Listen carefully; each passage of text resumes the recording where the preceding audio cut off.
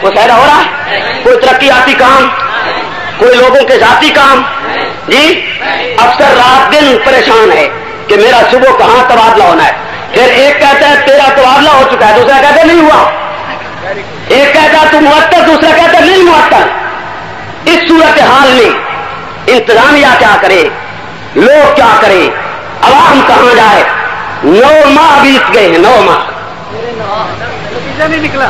کتنا مہینہ جی؟ 9 ماہ بیت گئے ہیں، لیکن 9 ماہ کے عرصے میں بھی حالات کنٹرول نہیں ہوئے، حالات صحیح نہیں ہوئے. 9 ماہ سے آگے میرا خیال یہ ہے کہ اگر انتظار کی جائے تو ڈاکٹر کی ضرورت لازمی ہو جاتی ہے. نہیں ہوتی پھر شروع ہوتا ہے کہ بیماری ہے، کوئی نقص ہے، کوئی خرابی ہے، پھر ڈاکٹر کی ضرورت پڑتی ہے یا نہیں پڑتی؟ تو 9 ماہ انتظار کر لیا تو ہم نے حالات سدھرے، پھر اب ڈاکٹر کی ضرورت ہے یا نہیں ہے؟ چیک اپ تو کرا لو، شاید آپریشن کی ضرورت پڑ جائے. اگر نہ ہو آپریشن کی ضرورت تو ہمارا دماغ خراب ہے، کام پہ آپریشن کرو. لیکن اگر حالات بتلائیں کہ آپریشن کی ضرورت ہے، پھر وہ پاگل ہوگا انسان جو اپنے مریض کا آپریشن نہ کرائے، اسے موت کے گھاٹ اتار دے. حالات اس میں پہ آ گئے ہیں کہ ان حالات میں آپریشن، اگر میری قوم یہ آپریشن اس وقت نہیں کرے گی تو تباہی کی اس امید گڑے میں دھنس جائے گی جس سے شاید پھر نہ نکل سکے.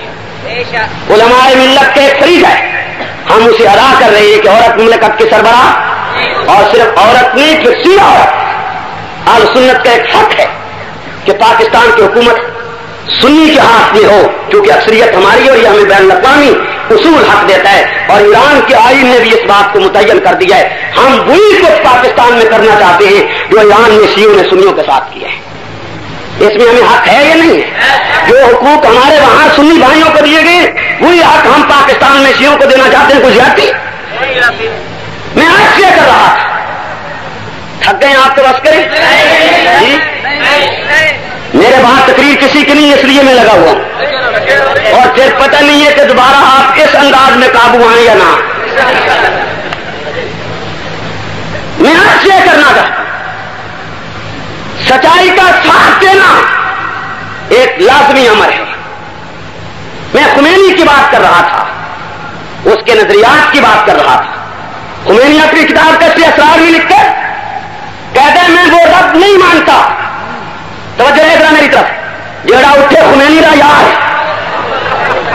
ہاں خمینی کے ایجنٹ اٹھ جائیں، اور جو خمینی کو صحابہ کا دشمن اور غیر مسلم سمجھتا وہ بیٹھا ہے. ہم دیکھنا چاہتے ہیں کہ کون اٹھتا ہے. یہ خمینی نے فاروق اعظم کو اصلی کافر لکھا ہے، وہ کافر نہیں ہے، اور چاہے کافر نہیں ہے. جو اٹھے گا میں اسے خمینی کا ایجنٹ تصور کروں گا. دیکھو اپنے پڑوسی کو دیکھو کون اٹھتا ہے.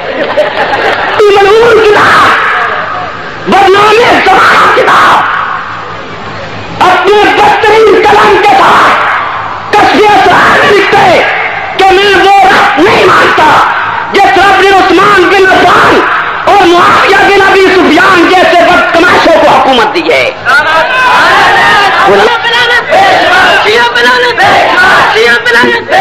نظیر اور خمینی کی ایجنڈا ہے، ایرانی نسل شیعہ ہے، یہ ایرانی انقلاب کے لیے راستے ہموار کرتی ہے.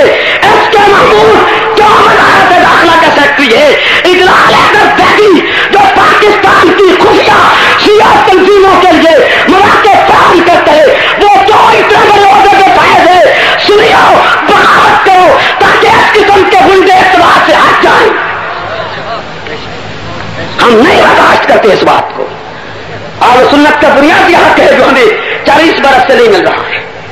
آپ کسی شہر کا نام صحابی رسول کے نام پہ نہیں رکھ سکتے، کسی روڈ کا نام صحابی رسول کے نام پہ نہیں رکھ سکتے. خمینی ہے اس نے لکھا کہ مجھے وہ ساتھی ملے ہیں جو محمد رسول اللہ کو نہیں ملے تھے. یہ تمہاری نظر سے پوشیدہ ہے. کیا خمینی نے اپنی زندگی میں ایران میں اپنا کلمہ نہیں پڑھا؟ لا الہ الا اللہ محمد رسول اللہ علی ولی اللہ خمینی حجت اللہ. خمینی کی زندگی میں یہ کلمہ ایران کی زمین پہ پڑھا جاتا رہا ہے. پاکستان کے 2 قومی اخبار نوائے وقت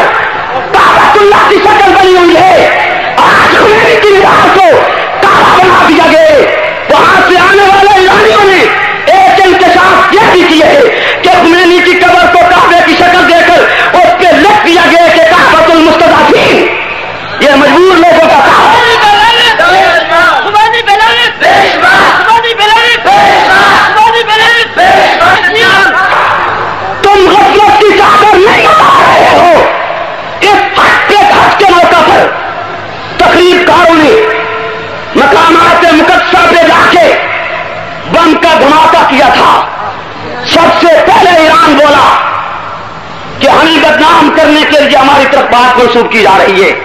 میں نے اس وقت کہا تھا, آج بھی میری وہ تقریر شاید ریکارڈ موجود ہو, میں نے کہا کوئی اور ملک نہیں بولا, ایران سب سے پہلے پوچھے بغیر کیوں بولا ہے, یہ حرکت ساری اسی کی ہے. خیر کچھ عرصہ گزرتا گیا, حرمین شریفین کے خدام نے ان تقریب کاروں کے سر قلم کیے اور جرأت کے ساتھ کیے. تم بھی خصوصی عدالتیں بنائے پھرتے ہو, عدالتیں یوں کام کرتی ہیں. دل نہیں لگے, سر قلم ہونے کے بعد علی خان نہ ہی بولا ہے, ایران بولا ہے ہم بدلہ لیں گے. تم کیوں بدلہ لو گے؟ تم کل کہتے تھے اس میں ہمارا ہاتھ نہیں ہے. آج وہ تمہارے بچے کیسے بن گئے ہیں جن کے سر قلم ہوئے؟ تو جو بیت اللہ میں بم کے دھماکے کرتے ہیں وہ مسلم نہیں ہو سکتے, غیر مسلم ہو سکتے ہیں. ایران نے آج ان تقریر کاروں کی ذمہ داری قبول کر لی ہے اور پاکستان کے شیعہ ڈاکٹر, پاکستان کے شیعہ ملا ان کے لیے آواز بلند کر رہے ہیں. میں ان غداروں سے کہنا چاہتا ہوں, ہم تمہیں لوہے کی لگام چڑھائے بغیر چین کی نیند نہیں سوئیں گے. وہ جو نائے گا جس دن قادیانیت کی طرح تمہیں غیر مسلم اقلیت قرار دے دیا جائے. یہ ہونا چاہیے یا نہیں ہونا چاہیے؟ مجھے جنرل ضیاء سے اختلاف تھا, ہے تو جو کیجیے, لیکن موت کے بعد شاید میں کسی مسلمان کا تذکرہ برے لفظوں میں نہ کروں. اختلاف تھا اور ہے, لیکن ایک بات وہ کرنا چاہتا تھا جس کا کچھ مجھے بھی علم ہے, کچھ قرآن بتلاتے ہیں. حتیٰ کہ پھر ایک رسالہ طلوع جس نے مارچ کے پہلے ہفتے بھی یہ راز پاس کر دیا کہ جنرل ضیاء چاہتا تھا کہ شیعوں کو غیر مسلم اقلیت قرار دے کے پتہ کاٹ دیا جائے. یہ ریکارڈ پہ آ چکی ہے بات, ریکارڈ پر.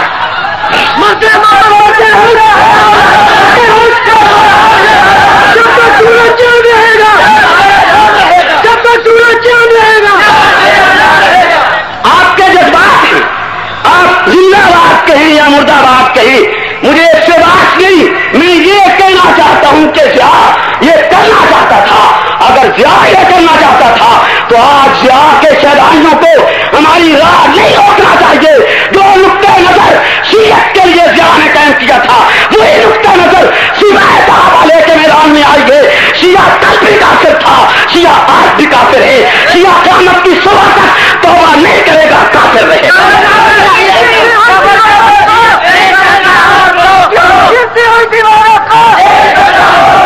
اور میں کیوں کافر نہ کروں, سنی آؤ, خوش سنی آؤ, جگر پہ ہاتھ رکھو, جگر پہ تم زندہ, تمہارے جوان زندہ, تمہاری اتنی بڑی تعداد مدارس, مساجد, خطبہ, سیاستدان, لیڈر, اسمبلیاں موجود اور اس کے باوجود صحابہ رسول کو شیعہ ماں بہن اور بیٹی کی گالی دے. لاہور سے کتاب چھپیے, صحابیوں تم نے بھی مرنا ہے, ہمارا ساتھ دو. مسلمان صحابیوں, لاہور سے کتاب چھپی ہے, بغاوت بنو امیہ, اس کتاب کا ملعون مصنف غلام حسین نقوی, ابلیس کی نسل, کائنات کا بدترین کافر, فاتح مصر, صحابی رسول عمر بن عاص رضی اللہ عنہ کو ماں کی گالی دیتے ہوئے لکھتے ہیں, کہتے ہیں عمر بن عاص کی والدہ ایسی بدماش عورت تھی کہ اس کی ٹانگیں رات کے گاہکوں کے لیے اٹھی رہتی تھی.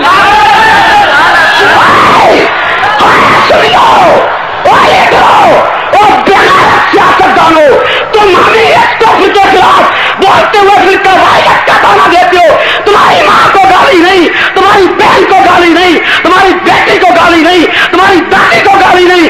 1400 سال بعد صحابہ کی ماں کو گالی ہے. صحابہ مباحث ہو گئے.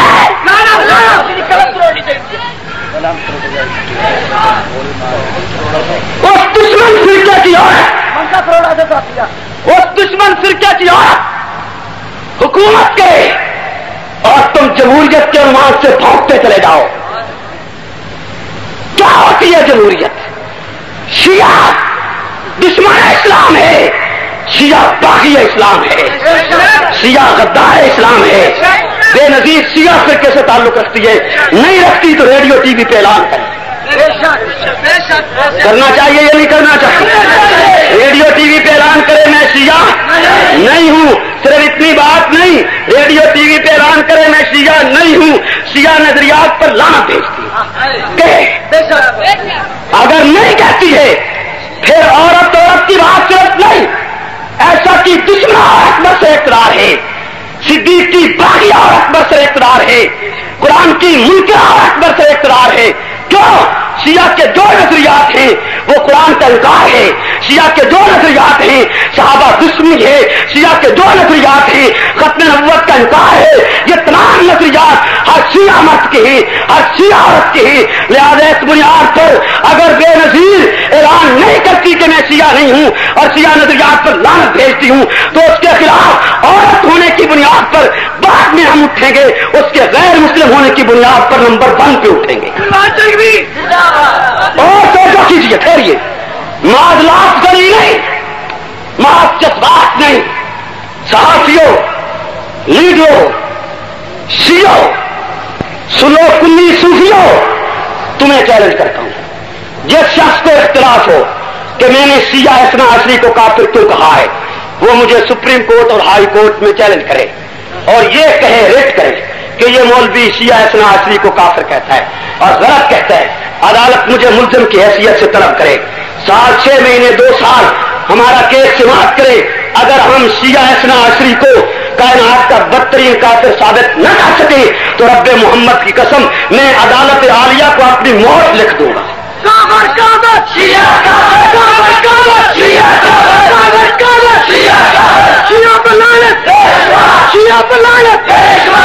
اور صرف آپ سے نہیں، شیعہ سے کہتا ہوں، شیعہ ہو، امامیہ ہو، اثنا عشریہ ہو، اگر تم نے ماں کا دودھ پیے، بوتل کا دودھ نہیں پیا، میرے چیلنج کو عدالت میں چیلنج کرو. اگر تم نہیں کر سکتے ہو تو بے نظیر پاکستان پہ حکومت نہیں کر سکتی کہ غیر مسلمہ عورت ہے. شیعہ زہر کا پیالہ پی سکتا ہے لیکن ہمارے اس اعلان کو چیلنج عدالتی نہیں کر سکتا، اسے اپنے کرتوت معلوم ہے. 2000 سے زیادہ روایات شیعہ کتب میں موجود ہیں کہ یہ قرآن اصلی نہیں ہے. مقبول حسین دہلوی ملعون شیعہ مجتہد ترجمہ قرآن کے حاشیے پر 12ویں پارہ میں لکھتا ہے اور اس کی تائید 12 شیعہ مجتہدوں نے کی ہے. وہ 16ویں رکوع پہ حاشیہ لگا کے لکھتے، کہتا ہے یہ قرآن شراب خور خلفاء کی خاطر بدل دیا گیا ہے، اصلی قرآن امام مہدی کے پاس ہے. خود سوال پیدا کرتا ہے کہ پھر تم اس کو صحیح کر دو جب غلط ہے. کہتے ہیں کہ امام کے حکم سے ہم مجبور ہیں، جب تک امام مہدی نہ آئے ہم غلط قرآن پڑھتے جائیں گے. جس دن امام مہدی آئے گا قرآن اپنی اصلی حالت میں پڑھا جائے گا. سن لو، تم دل پہ ہاتھ رکھ کے غیرت کی گولی کھا کر بتلاؤ کہ یہ مسلمان ہے. اونچی آواز سے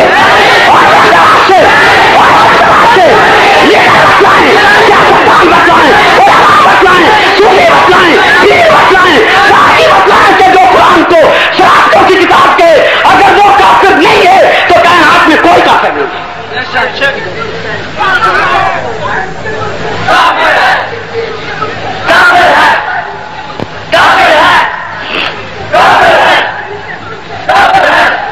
بے نظیر کے فرقے سے تعلق رکھتی ہے، بولو اونچی آواز سے اور بلند آواز سے. بے نظیر کے فرقے سے تعلق رکھتی ہے، یا مسلم یا غیر مسلم، بلند آواز سے اور بلند آواز سے. تمہیں غیر مسلم کا لفظ چبھتا ہے تو اسی بے نظیر کو کہو کہ اسمبلی میں ریفرنس لائے.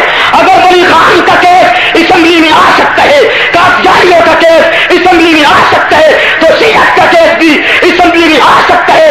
رشتی کی کتاب اسمبلی میں زیر ریس آ سکتی ہے تو تمہارا غریب لٹریچر بھی زیر ریس آ سکتے. بے نظیر کو کہو زیر پاس لائے، میں اس کا اور اس کی پوری قوم کا کفر ثابت کرتا ہوں.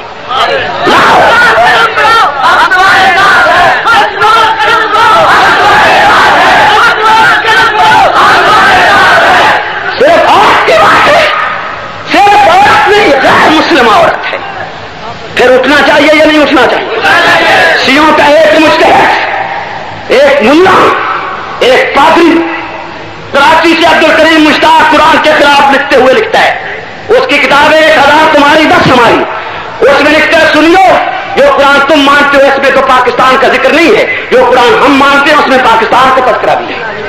ہاں، صرف پاکستان کا ذکر نہیں، بے نظیر کا ذکر بھی ہونا ہے جو قرآن تم مانتے ہو۔ یہ وہ لٹریچر ہے جو پاکستان میں موجود ہے، اس کے خلاف آواز نہ اٹھے، بولی تو وہ اٹھے یا نہ اٹھے۔ بے نظیر کس فرقے سے تعلق رکھتی ہے؟ یاد کرو کس فرقے سے تعلق رکھتی ہے؟ سارے کپڑے پہنتی ہے یا نہیں پہنتی؟ اونچی آواز سے راتوں کی مدرسے سننے جاتی رہی ہے یا نہیں جاتی رہی؟ نکاح ایرانی طرز پہ ہوا ہے یا نہیں ہوا؟ نکاح شیعہ ملا نے پڑھا یا نہیں پڑھا؟ اس کے بعد بھی کوئی ثبوت باقی رہ گیا کہ ہم اس کے ایمان اور اسلام پہ بات کریں؟ ہم نے اور وہ بھی سربراہ مملکت اور کافرہ کے خلاف اٹھی، تم اچھا سمجھو یا برا سمجھو، لیکن یہ آواز بلند کی جائے گی اور ضرور کی جائے گی۔ اگر ان رگوں میں لہو باقی ہے تو ہم اس ظلم کو کبھی برداشت نہیں کریں گے۔ یہی وہ کمزور رگ ہے، میں نے عرض کیا، جو مجھے متحدہ علماء کونسل کے سٹیج پہ لائی۔ آنا چاہیے تھا یا نہیں آنا چاہیے؟ آنا چاہیے تھا۔ اونچی آواز سے مجھ سے میرے بعض دوستوں نے پوچھا متحدہ علماء کونسل کے سٹیج پہ کیوں گئے؟ میں نام نہیں لیتا، ہوتے ہیں دوست۔ میں نے کہا تم خمینی کے چیلم میں کیوں گئے؟ پالیسی اپنی اپنی، کسی کو وہ پسند کسی کو یہ پسند۔ بے نظیر سی عورت نہ ہوتی تو شاید انداز ہم کچھ اور اختیار کرتے، لیکن اب اس میں کوئی لچک نہیں ہے۔ آپ کہیں گے میں اکیلا کافر کہہ رہا ہوں؟ 1400 سال سے علماء شیعہ اثنا عشری کو کافر کہتے چلے آ رہے ہیں۔ بریلوی علماء کا فتاویٰ جات اٹھائیے، مولانا احمد رضا خان بریلوی نے تو فتویٰ لگانے میں حد کر دیے۔ احمد رضا خان بریلوی نے رد الرفدہ میں اور فتاویٰ رضویہ میں لکھا کہ شیعوں کا بڑا ہو یا چھوٹا، مرد ہو یا عورت، جوان ہو یا بوڑھا، جنگلی ہو یا شہری، لا شک لا ریب کافر ہے۔ آگے لکھتے ہیں کہتے ہیں کہ من شک فی کفر ہی و عذاب ہی فقط کافر، جو شیعوں کے کفر میں شک کرے وہ بھی کافر۔ پہلے پہ اکبر ساقیدہ رگڑا کر دو نا جی۔ نمبر 2، نام نہیں لینا چاہتا، نمبر 2 غیر مسلم اور مسلمان کو متفق کرنے والا نومولود لیڈر، شاید نہیں سمجھے۔ خمینی کی موت حسین کی طرح، حیات علی کی طرح، تف میں نے نام نہیں لیا، آپ کیوں لیتے؟ سمجھتی ہے دنیا خمینی کی موت حسین کی طرح ہے جی؟ بولیے 1400 سال میں کوئی رہنما موت کے بعد ننگا نہیں ہوا ہے سوائے خمینی۔ موت کے بعد ننگا نہیں ہوا، کیوں ہوا؟ یہ رب نے ابو بکر اور عمر کے بغض کا بدلہ لیا۔ موت کے بعد کفن تار تار جسم روندا گیا، وہ سینہ روندنے کے قابل تھا جس سینے میں یہ موجود تھا کہ عمر اصلی کافر ہے، وہ سینہ پاؤں کے ساتھ روندنے کے قابل تھا۔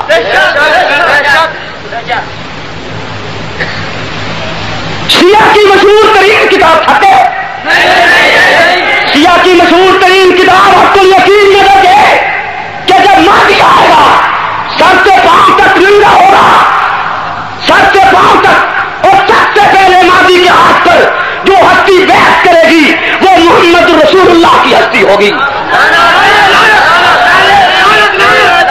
پڑھے لکھے لوگوں، تم غیرت کی گولی کھا کے بات کرو، جو بیعت لیتا ہے وہ مرشد ہوتا ہے، جو بیعت کرتا ہے وہ مرید ہوتا ہے، جو بیعت لیتا ہے وہ قائد ہوتا ہے، جو بیعت کرتا ہے وہ کارکن ہوتا ہے۔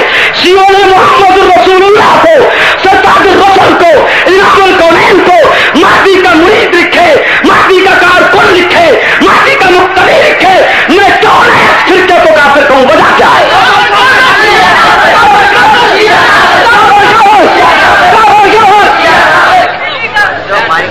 بے نظیر کسی فرقے سے تعلق رکھتی ہے، کس فرقے سے؟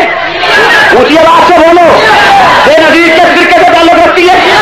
میں پیپلز پارٹی کے سنی نوجوانوں سے کہوں گا تمہیں غصے میں نہیں آنا چاہیے، اپنی محترمہ سے بیان دلواؤ، ریڈیو ٹی وی پہ کہے میں سنی وکیل ہوں اور شیعہ نظریات پہ لعنت بھیجتی ہوں، تو ہم پھر صرف عورت کی سربراہی کی بات کریں گے، شیعہ ہونے کی بات چھوڑ دیں گے۔ اگر بے نظیر یہ نہیں کہتی اور نہیں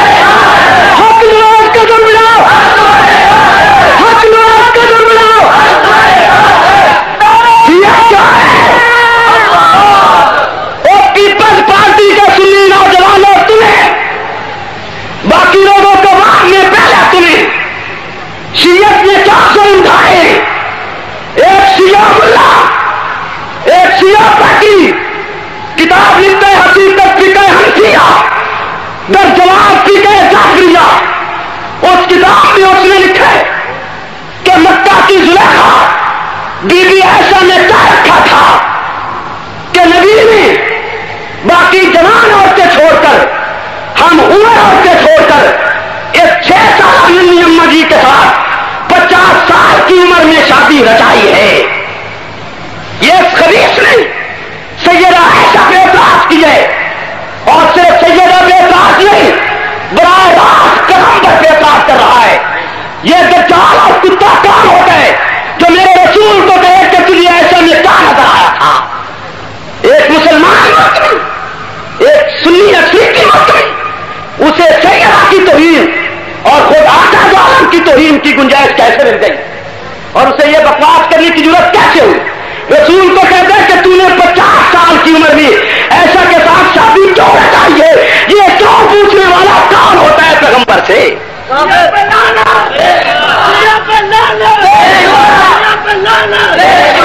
پیپلز پارٹی کے نوجوانوں، اس فرقے کی ایک عورت ہے بے نظیر جس کی تم قیادت میں کرتے ہو، کیا تمہیں اما ایسا پیاری نہیں؟ تمہیں پیغمبر کا حرم، تمہیں پیغمبر کے حرم کے ساتھ عقیدت نہیں، صرف یہی تک نہیں، سن جاؤ، جگر پہ ہاتھ رکھو، جگر پہ ہاتھ رکھو، غفلت کی چادر اتارو، میری سوال رکھتی ہے، اللہ معافی چاہتا ہوں، لیکن میری قوم عقیدہ چھوڑ بیٹھی، میری قوم غفلت کی چادر تان کے سو گئی، مجبور ہوں کہ میں اس کفر کو، کفر نباشت کہہ کے نقل کروں۔ شیعوں کی کتاب شرح مستبی اور شرح ابولاہی میں تحریر ہے، ایک شیعہ ذاکر ملول سیدہ کائنات طیبہ طاہرہ منسہ مقدسہ لباس نبوت سیدہ عائشہ کے یہ لکھتے کہتے سنیا بتلاؤ ایسا عورت کی یا باندھی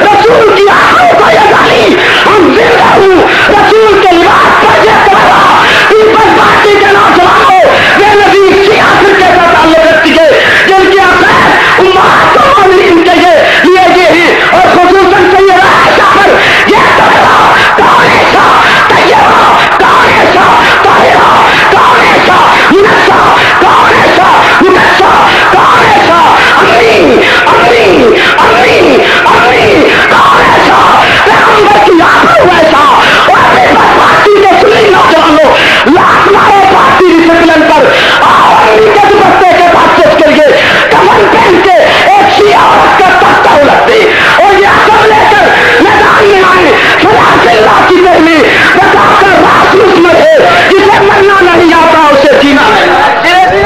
سے زائد روایات وہ موجود ہیں جن میں وہ تعریف کیا گیا ہے کہ یہ قرآن اصلی نہیں ہے، اسے بدل دیا گیا ہے، اس میں علی کا نام تھا نکال دیا گیا ہے، اس میں آل رسول کا تذکرہ تھا نکال دیا گیا ہے، اس میں کفر کے ستون کھڑے کر دیے گئے ہیں، حتیٰ کہ یہ تعریف کر دیا گیا ہے کہ یہ قرآن علیہ اللہ نسل کفر نواسط شراب خور خرافات کی خاطر بدلا گیا ہے۔ 2000 سے زائد روایات کوئی مذاق نہیں ہے، کسی مذہب کی مذہبی کتب میں اتنی بھاری تعداد میں روایات موجود ہوں اور پھر وہ مذہب یہ اعلان کرے کہ ہم مسلم ہیں یا ہم اسلام چاہتے ہیں۔ قرآن اسلام کے لیے بنیادی کتاب ہے، قرآن ہی کا آپ نکاح چاہتے ہیں، قرآن ہی کا آپ آئین چاہتے ہیں، لیکن شیعہ کی 2000 روایتیں جو ان کی کتب میں موجود ہیں، اصول کا کسی بڑی کتاب سے لے کر چھوٹی کتاب تک میں کہ یہ قرآن اصلی نہیں ہے. اور ان میں ایک روایت جس پر پوری دنیا کی یکتا اتفاق اور اجماع ہے وہ یہ ہے کہ جب خاتم الانبیاء نے وفات پائی اور آپ دنیا چھوڑ کر تشریف لے گئے تو آپ کی ریلت کے رات علی بن ابی طالب نے قرآن جمع کیا اور جمع کر کے ابو بکر عمر کے پاس لائے اور انہیں کہا کہ یہ وہ قرآن ہے جو رب العالمین نے اتارا ہے, یہی اصلی ہے, اس کو لیجیے نافذ کیجیے. آگے سیاہ ریت میں موجود ہے کہ ابو بکر عمر نے جب وہ قرآن کھولا جو علی جمع کر کے لائے تھے وہ اس میں مہاجرین کا نقش تھا, اس میں انصار کی توہین تھی, اس میں مہاجرین کی عزت تھی. ابو بکر عمر نے کہا علی یہ قرآن لے جائیے, ہم اس کی ضرورت نہیں ہے, ہمارے پاس اپنا قرآن موجود ہے, ہم اسے نافذ کریں گے. آگے سیاہ ریت کہتی ہے علی غصہ میں آئے, ناراض ہو کر اپنے قرآن کو بند کیا, تالا لگایا, مہر لگائی اور اعلان کر دیا کہ اب مہدی کی آمد سے پہلے اس قرآن کو تم ہاتھ نہیں لگا سکو گے, مہدی کے آنے سے پہلے اس قرآن کو تم دیکھ نہیں سکو گے, مہدی کے آنے سے پہلے اس قرآن کی تم زیارت نہیں کر سکو گے. سنو میں تمہیں دعوت سے فکر دیتا ہوں, مصلحتوں سے باہر ہو کر آپ سوچیے کہ جو فرقہ یہ اعلان کر رہا ہے کہ علی کا قرآن اور تھا, ابو بکر عمر کا قرآن اور تھا, اس کا عقیدہ یہ ہے کہ علی نے قرآن چھپا دیا, مہر لگا دی اور مہدی سے پہلے وہ قرآن نہیں آئے گا. تم بتاؤ کہ وہ طبقہ اور جماعت وہ اکثر اس قرآن پر ایمان رکھتا ہے یا کسی اور قرآن پر ایمان رکھتا ہے؟ میرے خیال میں دعا کرنے یہ تقریر آپ کے مزاج کی ساتھ نہیں ہے, لیکن تم ایک دن یاد کرو گے تو کیجیے ٹھہریے. اگر آپ کے مزاج کے مطابق نہیں ہے تو میں فیصلہ نہیں چاہتا ہوں, اور اگر آپ سمجھ رہے ہیں کہ میری تمام تر گفتگو مجمل ہے تو پھر آپ کو پوری توجہ کے ساتھ بیٹھ کے میری گزارش آپ کو سماعت کرنا چاہیے. کیا رہے گا یہ تو ایک گھنٹہ تو میں تقریر کر لیجیے, دعا کر لو جی, جو کہتے آگے چلنا چاہیے وہ ہاتھ کھڑا کرے, چلنا چاہیے. اگر آپ یہ وعدہ کرتے, اگر آپ یہ وعدہ کرتے کہ آپ گفتگو کے اختتام تک بیٹھیں گے تو پھر میں یہ عرض کروں گا کہ جو حضرات اٹھ رہے ہیں ان کو بھی بٹھا لیجیے. وعدہ تو آپ نے کر لیا یا نہیں کر لیا, تو پھر جو حضرات اٹھتے ہیں ان کو بٹھا لینا چاہیے, نہیں بٹھا لینا. جیسے قصور ان کا کوئی نہیں جو اٹھ رہے ہیں, رات تو 1 بج گیا ہے, لیکن آپ کی اپنی مجبوری ہے کہ آپ کو نیند آتی ہے, اور میری اپنی مجبوری ہے کہ میں نے ایک طویل سفر کیا ہے. میری رائے ہے آپ اس رائے کو سنیں اور پھر اس سے آپ غور فرمائیں. میں عرض یہ کر رہا ہوں کہ شیعہ کے ہاں یہ روایت اجماع کا درجہ رکھتی ہے کہ علی کا قرآن الگ تھا ریاض اللہ. کیا آپ بھی یہ مانتے ہیں کہ علی کا قرآن اور تھا؟ جی آپ اسی کو قرآن مانتے ہیں صحیح, اصلی یہی ہے جو پڑھ رہے ہیں یہ نہیں میں پڑھ رہے, کوئی اور قرآن ہے جس کو علی نے چھپا دیا ہے جی, یا ایسا کو قرآن مانا جا سکتا ہے؟ ایک لمحہ بھر کے لیے بھی یہ ذہن یا عقیدہ رکھا جا سکتا ہے کہ علی نے کو قرآن الگ لکھا تھا اور اسے چھپا دیا جی؟ اس روایت سے سیرت کے ہاں اس روایت میں کوئی اختلاف نہیں ہے. میں آپ کو کسی جب سے بھی اور پورے پاکستان کسی جب سے بھی چیلنج کرتا ہوں کہ اگر یہ روایت تمہاری کتاب میں نہیں ہے یا یہ روایت کمزور ہے تو مجھے ہائی کورٹ میں چیلنج کرو. اگر میں تمہارا قرآن پہ عدل ایمان ثابت نہ کر سکوں تو مجھے عدالت کے سدورے میں گولی مار دی جائے.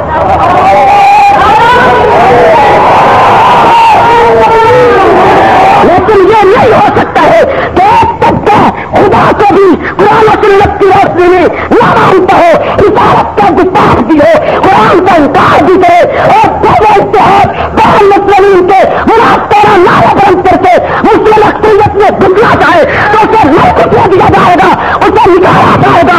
شریعت کے خلاف آواز بلند کرنا وقت کی اہم ترین ضرورت ہے. اسلام کے راستے میں سب سے بڑی رکاوٹ شریعت ہے, شریعت ہے, شریعت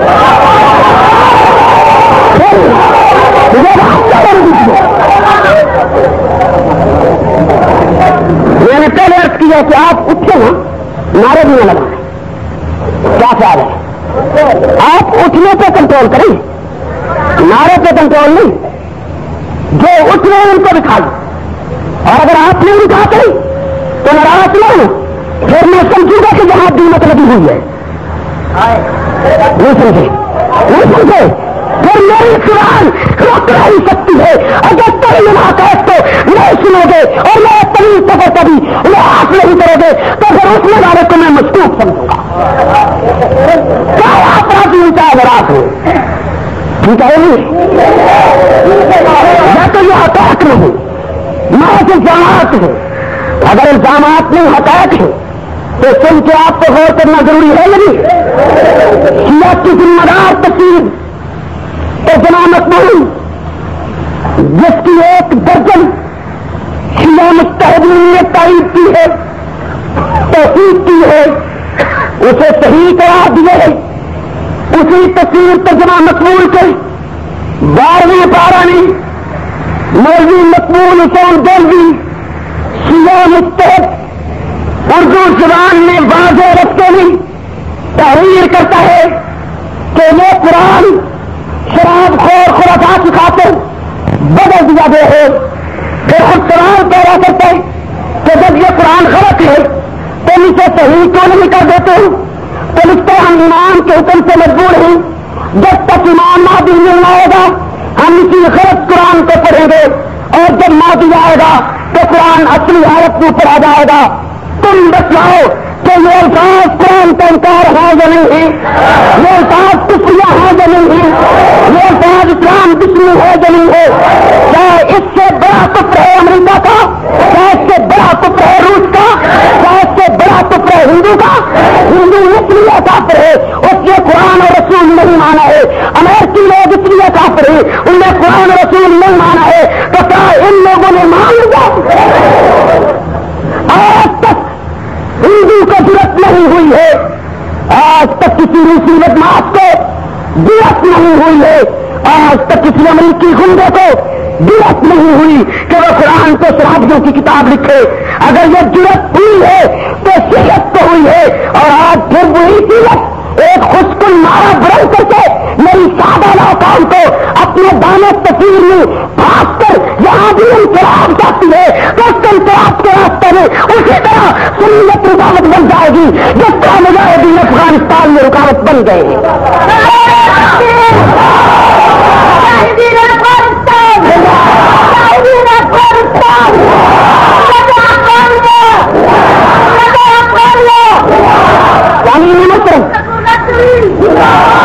جزاک اللہ، آپ نے کس لکھنوی کا نام لیا جسے دنیا امام اہل سنت کہتی ہے؟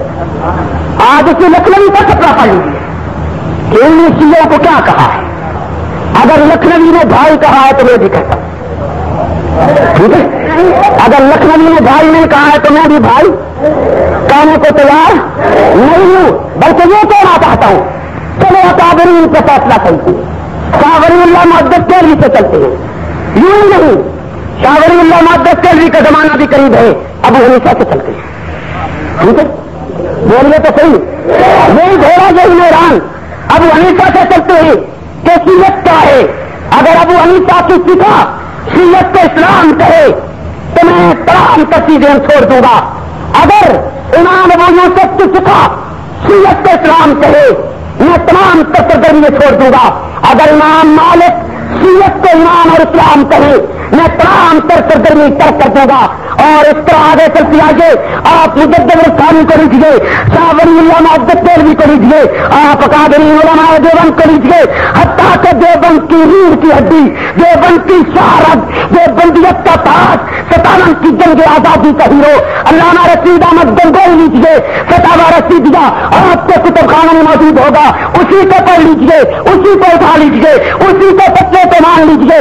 اگر حضرت گنگوئی شیعت کو اسلام تسلیم کرتے ہیں تو میں سب کچھ چھوڑتا ہوں. اور اگر گنگوئی تعریف کرے شیعت کا اسلام سے کوئی تعلق نہیں ہے تو پھر سیاست گنگوئی کی مانی جائے گی، سیاست ملوثی کی مانی جائے گی، سیاست بریلہ کی مانی جائے گی. اور چلو سب کو چھوڑیے، محمود کو لیجیے، قائد اسلامی انقلاب کو لیجیے، بر صغیر کے ہیرو کو لیجیے اور مفتی اعظم پاکستان کو لیجیے، جس نے جمہوریت میں نسیمی سوا کے گوشت سے پوری ملت اسلامیہ کو محفوظ کیا تھا.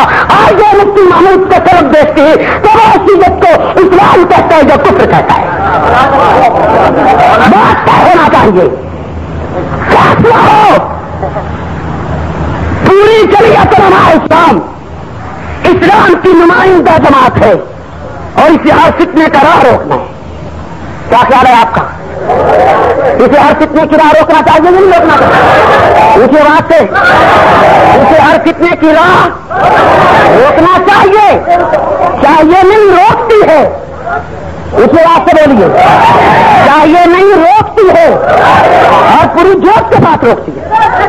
دشمن سمجھتا ہے کہ جمعیت راہ روکتی ہے، وہ سمجھتا دشمن اور کہتا کہ نوجوانوں تم کے انتہائی مبارکباد کے مستحق ہو کہ تم نے 15ویں صدی میں بغیر کسی نظم و ضبط کے بھی گورنر ہاؤس پہ جھنڈا لہرا دیا. تو جب آپ میں نظم و ضبط پیدا ہو جائے گا تو انقلاب آ سکتا. کیا خیال نہیں آ سکتا؟ ابھی تو بغیر نظم و ضبط کے تھا یا نہیں تھا؟ آپ کو قائد کا حکم تو نہیں تھا کہ جھنڈا لہرائیے؟ ہاں، تو جمہوریت کی پالیسی تھی، آپ نے لہرا لیا یا نہیں لہرا لیا؟ تو جب جماعت کی پالیسی ہوگی، جب نظم و ضبط ہوگا، جی کیا خیال ہے؟ پھر یہ جھنڈا لہرے گا یا نہیں لہرے گا؟ پھر یہ صرف بلوچستان میں نہیں، یہ اسلام آباد میں بھی لہر سکتا ہے، وہاں بھی لہر سکتا ہے. لیکن اتنی بات ضرور کہتا ہوں کہ لہرے گا اسی وقت جب آپ اپنے مسلک و عقیدے پر مضبوطی کے ساتھ ڈٹے رہیں گے. اس لیے اللہ کی مدد آتی ہے، آتی رہی ہے، اب بھی ہے اور آئندہ بھی آئے. وہ نہیں آئے. جمعیت علماء اسلام ہر فتنے کے راستہ میں رکاوٹ ہے، یقیناً رکاوٹ ہے، اور ایک بہت بڑی قوت ہے.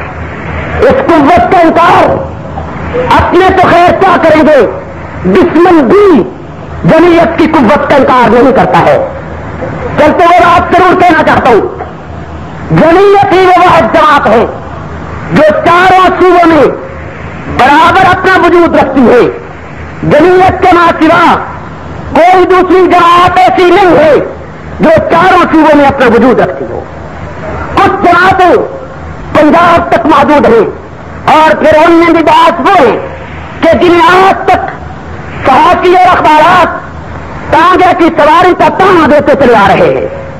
کچھ وہ جماعتیں ہیں کہ جو محض اخباری بیان تک محدود ہیں، کوئی ان کا دفتر نہیں ہے، کوئی ان کی شورا نہیں ہے، کوئی ان کی لیڈرشپ نہیں ہے، کوئی ان کے رضاکار اور کارکن نہیں ہے. محض ایک آدھ آدمی ہے جو اخباری بیان پر اپنے آپ کو برقرار رکھے ہوئے ہیں. اور بعض وہ جماعتیں بھی ہیں جو صرف سندھ تک محدود ہیں، اور بعض وہ جماعتیں ہیں جو صرف سرحد کے خاص علاقے تک محدود ہیں، اور بعض وہ جماعتیں ہیں جو صرف اپنی قوم کی، یعنی جو انسانی لحاظ سے قوم ہے، مثلاً پختون ہے یا بلوچ ہے یا سیال ہے یا سید ہے یا قریشی ہے یا کوئی اور قوم ہے، وہ ایک قوم کی نمائندگی کرتی ہے. بعض وہ جماعتیں ہیں جو محض چند اضلاع تک محدود ہیں، بعض وہ جماعتیں ہیں جو غیر ملکی کے طور پر کام کرتی ہیں اور ان کی قوت کے بلبوتے وہ اپنے وجود کو ملک میں قائم رکھے ہوئے ہیں. جمعیت علماء اسلام ان تمام پارٹیوں اور جماعتوں سے بالا تر ہو کر تمام صوبوں میں اپنا وجود رکھتی ہے. اور مزید فرق جمعیت اور دوسری سیاسی پارٹیوں میں یہ بھی ہے کہ دوسری جماعتوں کے کارکن نظریاتی نہیں ہیں، وہ فطری بسیرے ہیں. جو جماعت اقتدار پہ آتی ہے، دوسری جماعت کے لوگ اس پہلی جماعت کو چھوڑ کر اسی کو اپنا آقا بنا لیتے ہیں جو اقتدار پہ آ جائے. کل تک جو پتلیے تھے آج لیگی بن گئے ہیں، اور جو آج لیگی ہیں کل کوئی اور پارٹی آئی تو وہ بن جائیں گے. کل تک انہیں پیپلز پارٹی گوائے پاکستان کی محب وطن نظر آتی تھی، آج انہیں بناوٹی اور سرکاری مسلم لیگ، ضیاء الحق کی دل چھلا لیگ، ضیاء الحق کا پتخوردہ لیگ، ضیاء الحق کی وہ بنیاد ضیاء الحق کی بنا ڈالی ہوئی مسلم لیگ جس کا اپنا کوئی وجود نہیں ہے، جس کی اپنی کوئی حیثیت نہیں ہے، آج انہیں یہ لیگ پاکستان کی محب جماعت نظر آتی ہے تو باقی جماعتوں کے پاس کارکن مخلص نہیں ہے، وہ مفاد پرست ہی، ابن الوقت ہی، ہر وقت آنے پر پارٹی چھوڑتے ہی، جماعت چھوڑتے ہی، لیڈر چھوڑتے ہی، قائد چھوڑتے ہی۔ جمعیت علماء اسلام ماس اور وحد وہ پارٹی ہے، وحد وہ جماعت ہے کہ جس جماعت کا کارکن لہو دیتا ہے، جس جماعت کا کارکن بیڑی پہنتا ہے، جس جماعت کا کارکن ہتھیلی پہنتا ہے، جس جماعت کا کارکن کوڑے کھاتا ہے، جس جماعت کا کارکن تھانوں میں مار کھاتا ہے، جس جماعت کا کارکن سڑکیں بلاک کرتا ہے، لاٹھی چارج برداشت کرتا ہے، لیکن جماعت نہیں چھوڑتا ہے۔ اس لحاظ سے مجھے حق ہے کہ پاکستان میں واحد سب سے بڑی پارٹی، سب سے بڑی جماعت جمعیت علماء اسلام ہے، اس کے مقابل کوئی دوسری جماعت اس حیثیت کی نہیں ہے۔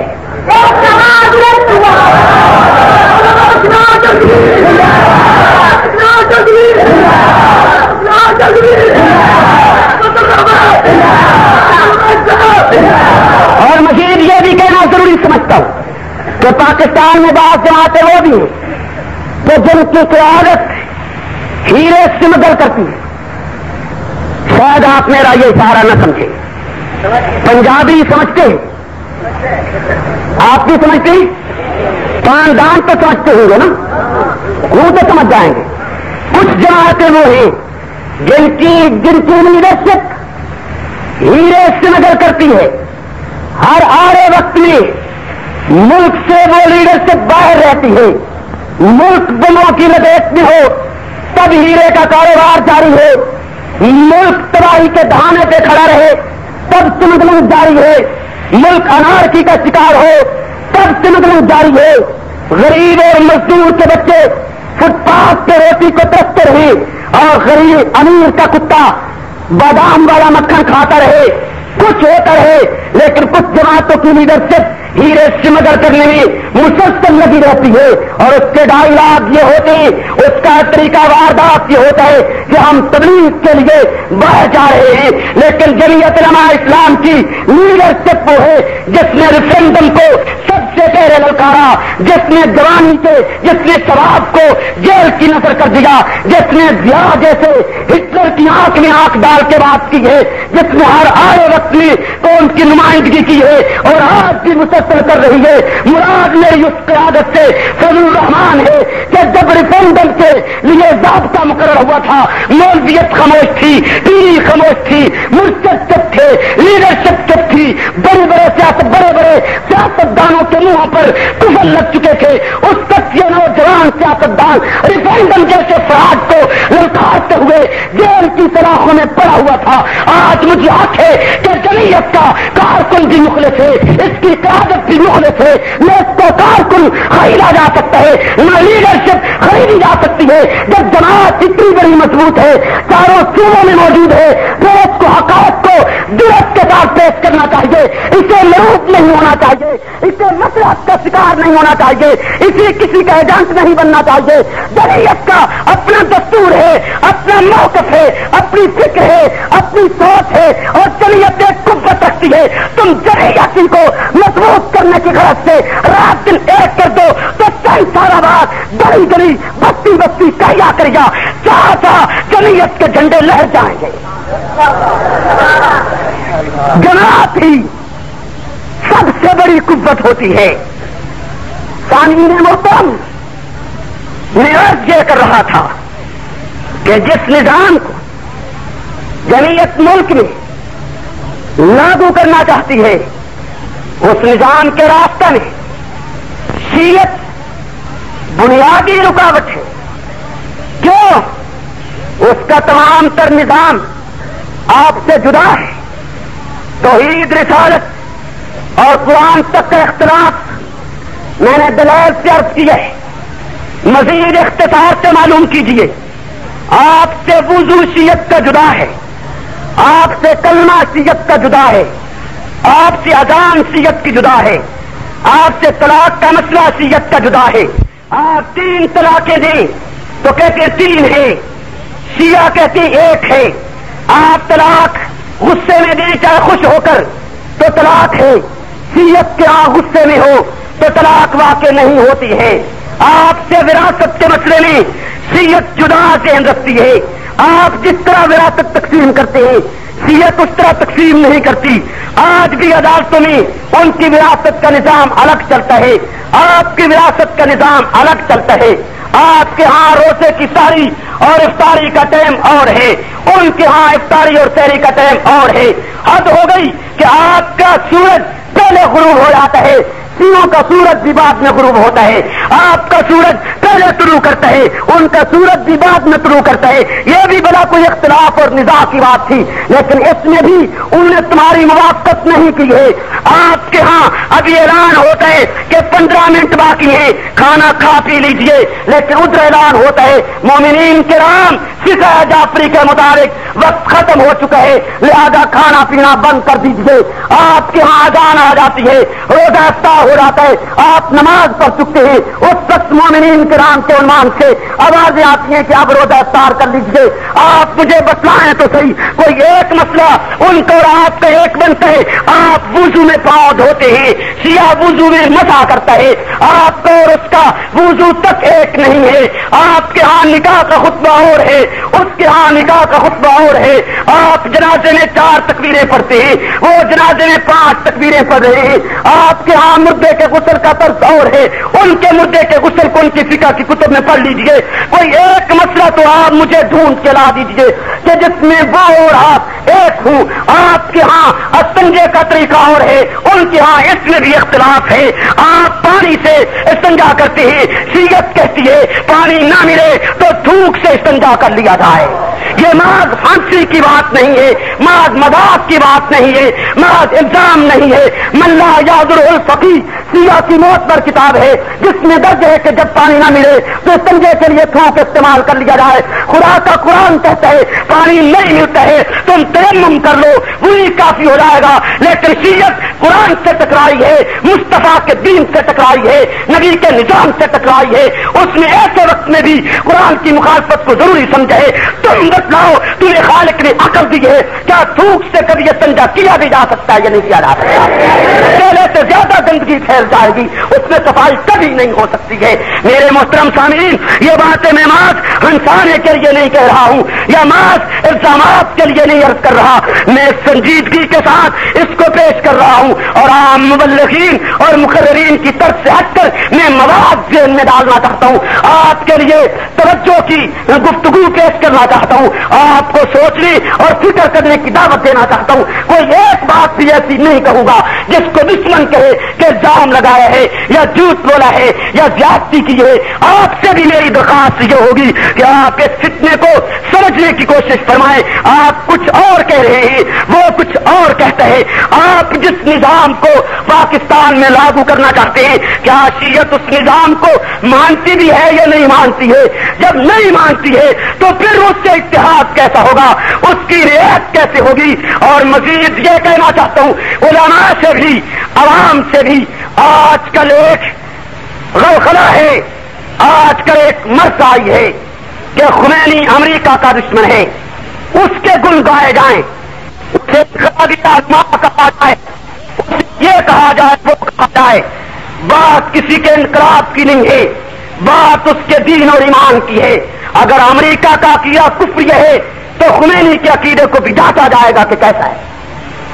اگر وہ عقیدہ اسلام سے متصادم ہے تو پھر چاہے وہ کتنے ہی شور وبا کرے, امریکہ مرد آباد کا, کیا میں مجدد ثانی کا نام لے کر امریکہ کو آنکھیں نہیں دکھا سکتا ہوں؟ کیا میں شاہ ولی اللہ کی تاریخ پیش کر کے امریکہ اور انگریز کے خلاف بات نہیں کر سکتا ہوں؟ خمینی کی پوری نسل نے انگریز کی حمایت کی ہے اور علماء دیوبند کے بچے بچے نے آزادی کی جنگ لڑی ہے. میں انگریز کے خلاف, امریکہ کے خلاف نعرہ بلند کرنے کے لیے عطا اللہ شاہ بخاری کا نام کیوں نہ لوں؟ میں انگریز کے خلاف, امریکہ کے ظلم کے خلاف بات کرنے کے لیے ابوالکلام کا نام کیوں نہ لوں, حسین احمد مدنی کا نام کیوں نہ لوں؟ میں ان کے خلاف, ان کے ظلم کے خلاف بات کرنے کے لیے شاہ اسماعیل کا نام کیوں نہ لوں, بالا کوٹ کی تاریخ کیوں نہ پیش کروں؟ میں شاہ سید احمد شہید کی بات کیوں نہ لاؤں؟ میں شاہ ولی اللہ کا فلسفہ اور تاریخ پیش کیوں نہ کروں؟ مجھے امریکہ کے خلاف بولنے کے لیے ضرور خمینی کے دروازے پہ سجدہ کرنا ہے. میری اپنی ایک تاریخ ہے، خمینی کی کوئی تاریخ نہیں. میں اپنی تاریخ کو لاؤں گا. امریکہ کے خلاف آواز بلند کرنے کے لیے میرے لیے عطا اللہ شاہ بخاری حجت ہے. میں اس کی تاریخ پیش کر سکتا ہوں یا نہیں کر سکتا؟ آپ کو بھی پیش کرنا چاہیے یا نہیں کرنا چاہیے؟ بلند آواز سے. آپ کے اکابرین انقلابی تھے یا نہیں تھے؟ انہیں انگریز کو بستر بوریا باندھنے پہ مجبور کیا یا نہیں کیا ہے؟ اور بلند آواز سے سامعین محترم بشمول علماء، خمینی نے جس کتاب پر اپنے ایرانی شیعی انقلاب کی بنیاد رکھی ہے وہ کتاب حکومت اسلامیہ نام سے ایران اور پاکستان نے چھپی ہے. پاکستان میں اس کا ترجمہ جماعت اسلامی کے ایک آدمی نے کیا ہے جو خمینی کے گن گاتا ہے. اس کتاب حکومت اسلامیہ میں واضح طور پر درج ہے کہ 12 امام علی بن ابی طالب سے لے کر مہدی تک، خمینی کہتا ہے یہ 12 کے 12 آدم علیہ السلام سے لے کر عیسیٰ علیہ السلام تک تمام پیغمبروں سے افضل ہیں. توجہ رہے جے ٹی آئی کے عزیز نوجوانوں، کوئٹہ اور بلوچستان کے علماء، تم باقی بات سے چھوڑ دو، مجھے اسی کا جواب دو کہ کیا غیر نبی کو نبی سے افضل ماننا اسلام ہے یا کفر ہے؟ میں علماء دیوبند کا عقیدہ پوچھنا چاہتا ہوں. میں اس پہ فقہی دلائل چاہتا ہوں. میں اس پہ قرآن و سنت کے دلائل چاہتا ہوں. میں اس پر 14 صدی کی امت کا موقف چاہتا ہوں کہ کیا غیر نبی نبی سے افضل ہو سکتا ہے یا نہیں، اور اگر نہیں ہو سکتا ہے اور کوئی غیر نبی کو نبی سے افضل مان لے تو مسلم رہے گا یا کافر رہے گا؟ باقی دلائل چھوڑیے، پیسے چھوڑیے، باقی تمام کی تمام اشیاء ترک کر دیجیے. مجھے یہ بتلائیے اگر خمینی 12 اماموں کو نبیوں سے افضل نہیں مانتا ہے تو جو آپ کا دل چاہے سزا دے لیجیے. اگر وہ یہ عقیدہ رکھتا ہے تو وہ سرے سے اسلام کا نمائندہ ہی نہیں ہے. اس کی مدح کیا مانا، تعریف کیا مانا، اس کے انقلاب کی توصیف کیا مانا، اور اس کے اشارے پہ حرم میں مرنے والوں کو شہید کہنا کیا مانا؟ مولویت بکنے لگ گئی ہے اور اس سے ڈالر لے کر دولت لے کر سنی کی مسجد میں، سنی کے ممبر پر، میراب پر بیت اللہ پہ حملہ آور افراد کو شہید کرنے والے ملاؤ، جمعیت تمہارا راہ روکے گی، تمہارا سٹیج روکے گی، تم سے مسجد چھینے گی، تم سے میچ چھینے گی. خمینی کا دین کہتے ہیں مظاہرے کے بغیر حج. اونچی آواز سے بولی، مظاہرے کے بغیر حج نہیں ہوا ہے. پھر یہ مان لیا جائے؟ آپ مانے یا نہ مانے، آپ معلومات لیں. آپ گلگت کو آغا خانیت کے حوالے کر چکے ہیں، تیری خاموشی کر چکی ہے، تیری مفاد کر چکی ہے. آج وہ الگ صوبے کے طور پر مطالبہ کر رہے ہیں اور اس میں اپنی اکثریت پیدا کر چکے. آج تم اس فتنے کے خلاف یلغار نہیں کرو گے، کل تم اکثریت میں ہوگے اور دشمن اکثریت میں ہوگا. حقائق کا انکار کرتے ہو. شریعت اینٹی اسلام ہے اور اسے اینٹی اسلام سمجھنا ضروری ہے اور دلائل کی روشنی میں، محض الزامات نہیں. سامعین محترم گرامی قدر، میں مزید آپ سے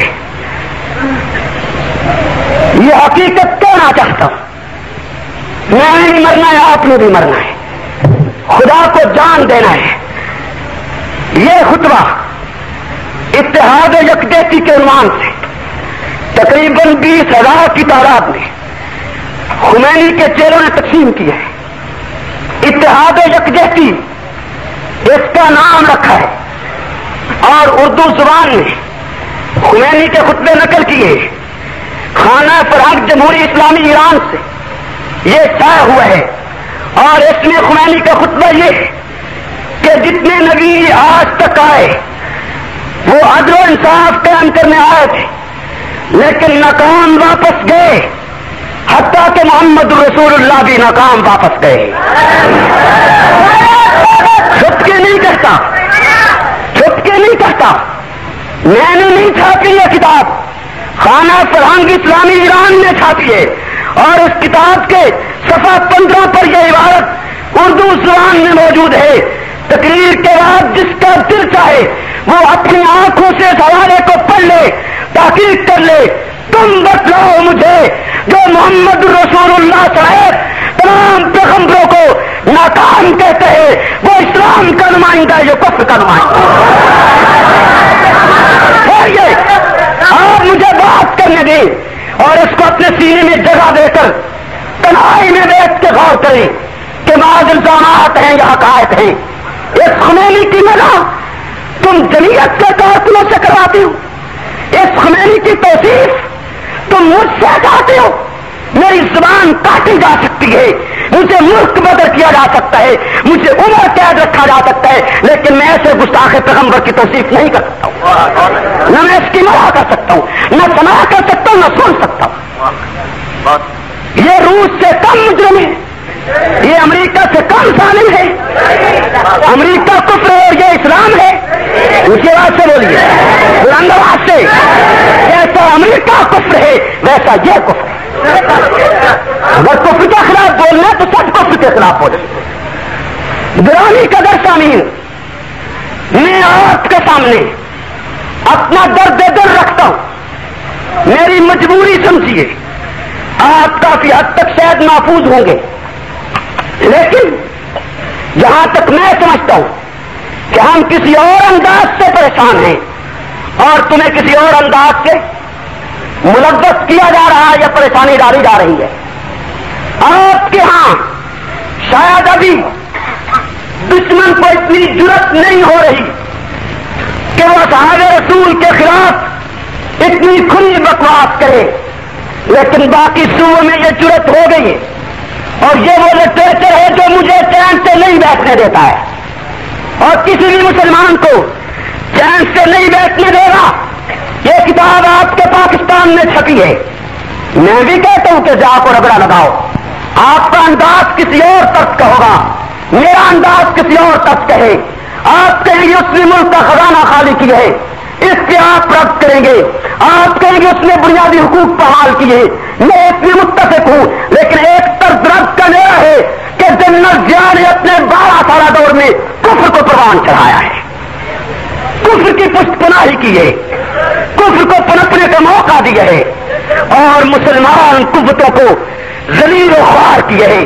میرا طرز ضیاء کی تردید کا یہ ہے. یہ کتاب ضیاء کی حکومت میں چھپی ہے, اصحاب رسول کی کہانی قرآن و سنت کی زبانی. اس کتاب کا غلیظ اور بے ایمان مصنف ابو عرفان سید عاشق حسین نقوی یہ تحریر کرتا ہے. کتاب مکتبہ عرفان واحد قانونی کراچی سے شائع ہوئی ہے. اس میں یہ لکھتا ہے کہ عمر بن خطاب اور عمر کا باپ خطاب علی اعظم اللہ یہ دونوں حرام زادے تھے. اردو زبان میں توجہ کیجیے, بات مکمل کرنے دیجیے. اردو زبان میں سنیے کہ یہ بے ایمان, یہ کالا مرتد یہ بھی تحریر کرتا ہے کہ عمر کی ایک بہن تھی, اس کی اسی بہن سے عمر کے باپ نے زنا کیا اور اسی زنا کے نتیجے میں عمر پیدا ہوا ہے. اپنی بہن کے پیٹ سے بے ایمان کہتا پیدا ہوا ہے. تم بچاؤ پٹھانو, تمہاری غیرت کی پنجاب میں مثالیں دی جاتی ہیں. تم بتلاؤ کہ اس کفر کے چھپنے کے بعد منہ بند رکھا جا سکتا ہے, اس کفر کے چھپنے کے بعد خاموشی اختیار کی جا سکتی ہے. بلند آواز سے اس کفر کا رد چاہیے یا نہیں چاہیے, اور بلند آواز سے کیا میں سال تک نظام کے بدلنے کی انتظار کرتا رہوں کہ جمعیت کی حکومت آئے گی تو یہ کفر بند کرایا جائے گا؟ اس سے پہلے یہ کفر چھپتا ہے اور میری قوم پڑتی ہے اور میں آواز نہ اٹھاؤں. جب جمعیت کی حکومت آئے گی یہ کفر ضرور بند ہوگا, لیکن جب تک نہیں آتی ہے اس وقت تک کفر کو کفر کہنا تو ضروری ہے یا نہیں ہے؟ کفر کے خلاف مسلم قوم کو آگاہ کرنا ضروری ہے یا نہیں ہے؟ یہ لٹریچر ملک میں بے روک ٹوک چھپتا ہے اور اس پر ہم اپنے رد عمل کے وار نہ کریں. میری نیند آرام ہے, میں اس لٹریچر کی موجودگی میں نہ سو سکتا ہوں، نہ چین نصیب کر سکتا ہوں. ہر سال میں جیل میں ہوتا ہوں، کارکن جیل میں ہوتے ہیں، مار پڑتی ہے، مجھے ننگے سر ننگے پاؤں گرفتار کیا گیا، گلیوں میں گھسیٹا گیا، مارا گیا. اس رب کی قسم جس کے قبضے میں جان ہے، جن کا بچہ بچہ گواہ ہے، پنجاب کا بچہ بچہ گواہ ہے، یہی لٹیچر تھا جس کفر کے خلاف میں نے آواز اٹھائی ہے. اور کوئی جرم نہیں ہے، حکومت یہ کفر ضبط نہیں کرتی، مجھے پابند سلاسل کرتی ہے.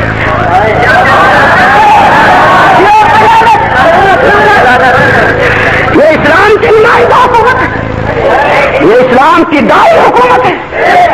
یہ حکومت ملک کو اسلام دے دی، جس کی حکومت میں یہ کفر، یہ بے حیائی اور یہ بدماشی، یہ کتاب چراغ مصطفی، یہ تو صرف اردو لٹریچر ہے میرے بھائی. عربی فارسی میں تو وہ کفر ہے کہ اللمان والا چیز کلیجہ منہ کو آتا ہے. یہ تو اردو ہے جو دیا جا رہا ہے، اور لکھنے والے سیاہ میں نہیں، سیاہ لکھنے والا. یہ کتاب بھی سیوں نے لکھی ہے، چراغ مصطفی، اور لاہور جامعہ سینویجا بخاری مارکیٹ وادت قانونی لاہور سے چھپی ہے، پورا پتہ ہے. اور اس کتاب کے صفحہ 67 پر یہ بے ایمان اور کاما مرتد مصنف سیدہ کائنات طیبہ طاہرہ ام المومنین حضرت عائشہ صلوات اللہ علیہا کے لیے لکھتے کہتے سن لو تم ایسا کو عورت سمجھتے ہو یہ بندیا، تم کہتے ہو خاموشی اختیار کرو، کس بنیاد پر؟ پیغمبر کی آواز کو، پیغمبر کی آبرو کو، پیغمبر کی عزت کو، پیغمبر کی دستار و لباس کو، ام المومنین کو، طیبہ طاہرہ کو، امی عائشہ کو کوئی کافر بدینا تعین کے اور میں اس کو بھائی دے کے گلا لگا لوں، میری زندگی پہ لعنت ہے، لعنت ہے. یہ وہ کفر ہے، یہ وہ بے حیائی ہے جس کی راہ روکنے کے لیے سوائے صحابہ سینہ تان کے آئی، اور اس نے سینے گولیوں کے آگے کیے. شاید تمہیں بتایا نہ گیا ہو، سپاہ صحابہ قطن جمعیت کا اینٹی کوئی گروپ نہیں ہے. سپاہ صحابہ جمعیت کا دستباقو ہے. کسی مخالفت میں مت مبتلا ہونا. سپاہ صحابہ کی بنیاد میں نے ڈالی ہے، اور میں جمعیت سے ایک عرصے سے وابستہ ہوں، اور زندگی کے بقیہ ایام جمعیت ہی کے سٹیج سے گزارنا چاہتا ہوں. کیسا سپاہ صحابہ ٹھہریے، کیسا سپاہ صحابہ جمعیت سے نکل جائے گی؟ اور کیوں نکلے گی؟ اگر تبلیغی جماعت کا ووٹ جمعیت سے باہر نہیں ہے، تحفظ ختم نبوت کا ووٹ جمعیت سے باہر نہیں ہے، باقی مذہبی تنظیموں اور جماعتوں کا ووٹ جمعیت سے باہر نہیں ہے، اشاعت التوحید کا ووٹ جمعیت سے باہر نہیں ہے، تو سپاہ صحابہ جس کا بانی جمعیت کو عہدیدار ہو، اس کا ووٹ کسی اور کو چلا جائے گا؟ کیسا جائے گا؟ جمعیت قوت نافذہ ہے. سپاہ صحابہ اصحاب رسول کی مد و ستائش اور ان کے دشمنان کے کفر کو واضح کرنے کے لیے میدان عمل میں اتری ہے، جبکہ نظام اسلام کے نفاذ کے لیے سپاہ صحابہ جمعیت کی حامی ممد اور معاون ہے. یہ مت سمجھیے کہ یہ کوئی اینٹی گروپ ہوگا یا گروہ ہو جائے گا یا بن جائے گا. یہ وہ کفر ہے جس کو چھپتا ہم برداشت نہیں کر سکتے ہیں، اور اس کفر کے خلاف ہم نے آواز اٹھائی، مار کھائی ہے، اور اتنی مار کھائی ہے کہ آپ ہم اس موقف سے ہٹ نہیں سکتے. سامعین محترم، میں نے آج بہت احتیاط کے ساتھ موقف پیش کیا ہے. اگر میں یہ کہہ دوں کہ میں نے وہ تقریر نہیں کی ہے جو میں پنجاب میں کرتا ہوں، تو یہ حق بجانے کو ہوگی بات. کیوں؟ میں نے ابھی آپ کو ایک رائے دی ہے، لائن دی ہے، سوچ دی ہے. آپ ان لائنوں پہ سوچیں، فکر کریں، غور کریں. اگر آپ کو میری اس رائے میں کوئی صداقت نظر آئے گی، آپ دوبارہ مجھے یاد کریں گے. میں آپ کو پھر مزید بتلاؤں گا خمینیت کیا ہے، شیعت کیا ہے، اس کی تاریخ کیا ہے، یہ فتنہ پیدا کب ہوا ہے، اس نے عثمان غنی کے دور میں کیا کیا، حسین بن علی کے دور میں کیا کیا، حسن بن علی کے دور میں کیا کیا، اس نے عثمانیہ خلافت میں کیا کیا، اس نے عباسیہ دور میں کیا کیا، اس نے انگریز کے دور میں کیا کیا، اس نے پاکستان بن جانے کے بعد کیا کیا، اس نے 57 کی جنگ آزادی میں کیا کی ہے، یہ آج کیا کر رہا ہے، اس کی سعودیہ میں کیا سرگرمی ہے، اس کا امریکہ سے کیا گپ جوڑ ہے، اس کی اسرائیل سے کیا سودے بازی ہے، یہ پاکستان میں کس انداز میں مسلم قوم میں گھسنا چاہتا ہے، یہ مستقل ابواب ہے شیعت کو سمجھنے اور بیان کرنے کے لیے۔ اگر آپ نے میری آج کی بیان کردہ لائنوں پر دیانتداری کے ساتھ جماعتی محبت کے ساتھ غور کر لیا اور پھر دوبارہ یاد کیا تو میں آپ کو مزید واضح کروں گا کہ شیعت کیا ہے، اس کا اسلام سے کتنا تعلق ہے یا نہیں ہے۔ بہرکیف جمعیت علماء اسلام قوت نافذ ہے اور سپاہ صحابہ جمعیت کی ممد و معاون جماعت ہے۔ جمعیت علماء اسلام کا جہاں پسینہ گرے گا سپاہ صحابہ وہاں لہو کے قطرات گرائے۔ اللہ مجھے اور آپ کو عمل کی توفیق عطا فرمائے۔ وآخر دعوانا الحمدللہ۔